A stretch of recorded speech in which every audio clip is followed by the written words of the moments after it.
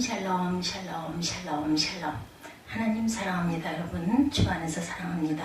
네, 오늘 사무엘상 4장 19절에서 22절 이가봇이라는 제목으로 함께 은혜를 나눕니다. 4장은 전체가 22절까지 나와 있죠. 19절에서 22절 말씀 보니 또 이르기를 하나님의 괴를 빼앗겼으므로 영광이 이스라엘에서 떠나갔더라. 이렇게 22절의 마지막 절에 이렇게 끝나 있습니다. 하나님은 우리 가운데 영광스럽게 역사하실 때도 있지만 어떨 때는 하나님의 영광이 나를 떠날 때도 있습니다. 그때는 우리는 어떻게 대처해야 될까? 그 대답이 본문에 있죠. 비느하스의 아내는 믿음의 여인 이렇게 나옵니다. 법궤가 빼앗겼을 때 엘리 제사장의 며느리 즉 비느하스의 아내가 아들을 낳으면서 이름을 이가봇이라고 짓습니다. 어느 날 갑자기 적군이 쳐들어와 우리나라의 보물이로 남대문을 해치해서 전리품으로 갖고 갔다고 한번 생각해보죠. 이스라엘이 법궤를 빼앗긴 것은 그보다 더 큰 충격이었을 것입니다. 그 여인이 눈에는 우리 가문의 영광이 옮겨갔구나 이것이 보였던 거죠. 그러니까 아이의 출산을 너무나 큰 기쁨에도 불구하고 산모는 이가봇이라고 소리를 쳤던 겁니다. 이가봇, 카보드, 영광, 접두 이는 부정, 낮, 영광이 아니다 이런 뜻이죠. 영광이 없다, 노글로리 이런 뜻입니다.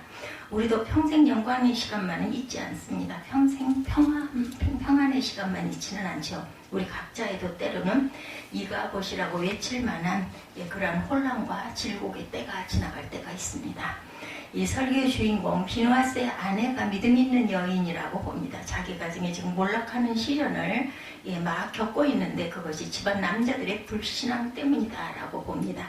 엘리와 그 두 아들 홈리와 비느하스가 졸지에 같은 날에 죽었어요. 비느하스의 아내는 예전에도 이스라엘의 영광을 보았을 것입니다. 그런데 아들을 출산하다가 자신이 죽게 되었는데 옛날에 출산 여성들이 많이 죽었죠. 아들 막내 이름을 이가봇 하나님의 영광이 떠났다고 지은 것은 어쩌면 죄와 티끌을 뒤집어 쓰는 회개의 표현일 수도 있습니다. 하나님의 영광이 우리에게 떠나버렸다. 하나님 그러므로 저에게 자비와 긍휼을 베풀어 주옵소서. 이런 뜻이 바로 엄마 산모가 죽으면서 자기 아들에게 붙여진 이름의 뜻이라고 이해가 됩니다. 비슷한 예를 들면 옛날 우리나라에 아이가 태어나면 이름을 개똥이, 쇠똥이, 바둑이 이런 이름들 많이 지었어요. 그 이유는 위생과 질병의 이유로 유아 사망이 굉장히 높으니까 개똥이 미나리라고 지으면 장수한다. 이름이 험악해서 귀신이 안 건드린다. 이런 속설이 미신스럽지만 있었다고 그래요. 그렇지 않고는 그런 흉한 이름 일부러 갖다가 개똥이, 쇠똥이 이렇게 갖다 붙일 갓난이 이런 이름 참 여자들은 많았죠. 그러자 비느하스의 아내는 하나님의 심판의 주권을 인정하면서 하나님의 긍휼을 구하는 외침을 외친 거죠. 대단한 믿음의 행위입니다. 이렇게 보는 이유는 새로 태어나는 자기 아들에게 저주의 이름을 쉽게 붙일 수 없다고 보았기 때문에 하나님의 영광이 회복되죠. 그 결과 엘리와 비느하스의 시대에 하나님의 치심을 받았지만 그 후손의 시대 엘리, 비느하스, 여히둡, 아히멜렉, 아비아달까지 제사장의 직분을 계속 감당을 합니다. 즉 다윗 시대까지 제사장으로 그 가문이 쓰임을 받았던 거죠. 근데 제사장 아비아달이 솔로몬 편에 가담하지 않고 아도니아 편에 가담하게 됩니다. 그래서 솔로몬은 아비아달을 낙향시키고 대신에 사독을 제사장으로 앉히죠. 아비아달을 쫓아내어 야훼 제사장 직분을 파면하니 야훼께서 실로에서 엘리의 집에 대하여 하신 말씀을 응하게 하였다. 열왕기상 2장에 증거하죠. 그 이유는 비느하스의 아내가 이가봇이라고 믿음으로 고백하니까 자기 가문의 죄를 겸허히 신하고 하나님의 긍휼을 구한 거죠. 이가봇은 막내라서 크게 쓰임을 받지 못했지만 비느하스의 장자, 이가봇의 형 아비둡으로부터 시작해서 아히멜렉, 아비아달까지 제사장 직분이 3대를 계속해서 내려갑니다. 비록 솔로몬 왕 때 제사장직이 아비아달로 끝나고 대신에 사독 계보가 시작되는데 비느하스 이후 3대까지 계속 제사장 계보가 내려갈 수 있었던 것은 비느하스로 끝나지 않고 순전히 비느하스의 아내의 믿음 때문이었다라는 거죠. 며느리가 죽어가면서 마지막 순간까지 하나님의 주권을 인정하고 자기 집안의 잘못을 인정하고 하나님의 긍휼과 자비하심을 강구한 거죠. 그것마저 인정 안 했으면 아마 그 세대 정말로 저주의 이가봇으로 완전히 끝날 멸물 지화를 당할 그러한 가문이었어요. 우리도 살다 보면 곤란한 환경에 처해질 때가 많습니다. 너 장가도 못 간 노총각이야. 너 나이 30이 넘어서 시집도 못 간 노처녀야. 너 직장도 없는 백수야. 비정규직이야. 이런 것들이 다 이가복 방식으로 표현된 것들이겠죠. 내게서 하나님의 영광이 떠났다는 식의 말입니다. 그렇지만 그걸 겸허히 인정하고 그 신부가 이가봇이라 외쳤던 것처럼 하나님의 섭리와 자비를 구하면 그래 내 말이 맞다. 나는 이가봇이다 라고 인정하면 진짜 맞는 말이 아니더라도 하나님의 자비와 긍휼이 우리에게 계속 부어줄 수 있다라는 거죠. 혹시 어려움에 처했다 하더라도 나의 겸비함으로 인해 하나님의 자비와 긍휼을 다시 입을 수 있다는 겁니다. 엘리가 사망한 후로 이스라엘의 영적 주도권은 사무엘 제사장이 아니라 선지자죠. 넘어갑니다. 사무엘은 실로가 아니라 라마를 중심으로 활동합니다. 오늘날의 이가봇, 오늘날 우리도 하나님의 영광이 떠나버릴 수도 있습니다. 그 이유는 우리가 외적인 영광을 추구할 때입니다. 하나님의 영광은 사라지지 않습니다. 다만 우리의 눈이 어두워서 그것을 못 볼 뿐이죠. 하나님의 영광은 사랑, 섬김, 겸손, 은혜에 있는데 우리가 그런 신앙적 자원을 무시하고 눈에 보이는 외적인 영광, 세상적인 영광을 구할 때 영광이 사라집니다. 쉽게 말하면 오늘날 우리가 값비싼 외제 승용차, 명품 시계, 명품 가방 등이 집착할 때 나도 모르게 이가봇, 하나님의 영광이 떠나버리는 거죠. 이스라엘의 역사는 늘 이가봇을 반복합니다.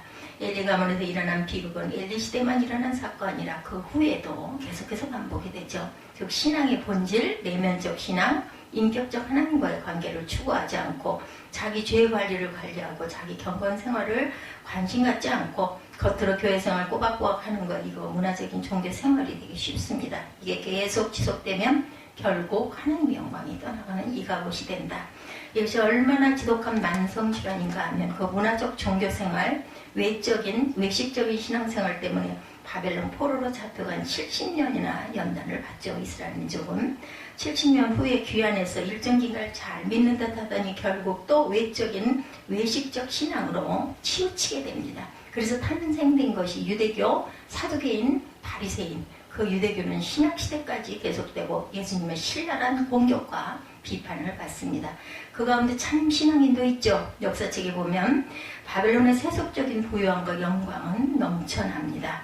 요즘도 공중정원이란 말이 세간에 오르내리는데 성경의 바벨론의 느부갓네살 왕이 갖고 있었던 사치스러운 정원을 뜻하죠. 성경이 말하는 역사의 주인공은 세속적 영광과 부유함이 넘쳤던 바벨론 왕 느부갓네살이 아니라 거기서 환관으로 섬겼던 다니엘이 주인공이 되죠. 오늘날 우리가 바벨론의 외적인 영광을 추구하려 하다가 영적으로 이가봇이 된다는 것을 잊지 맙시다. 그러나 그 바벨론의 환경 속에서도 하나님의 영광을 추구했던 다니엘은 영원히 영광스러운 역사의 주인공이 됩니다. 신약에도 힘과 부유함이 영광이 아니라 주를 위해 받은 고난과 핍박이 복이고 영광이라고 설명합니다. 다니엘이 그런 복과 영광을 누렸던 신앙인이죠. 세상에서는 환난을 당했지만 오늘날 우리는 신앙으로 인한 환난은 멀리하고 세상 영광, 세상 부유함만 추구하는데 이러다 하나님의 영광, 이가봇이 된다라는 거죠. 떠나간다라는 거죠. 어쨌거나 살다 보면 늘 승리만 있지 않고 때로는 언약궤를 뺏길 때가 있습니다. 이가봇 영광인에게서 떠나갈 때가 있다라는 거죠. 그러면 빼앗기면 빼앗기는 대로 겸손히 주님의 처분과 주님의 긍휼을 간구하면 다시 회복이 됩니다. 그 증거를 엘리 가문의 후손을 통해서 살펴보았죠.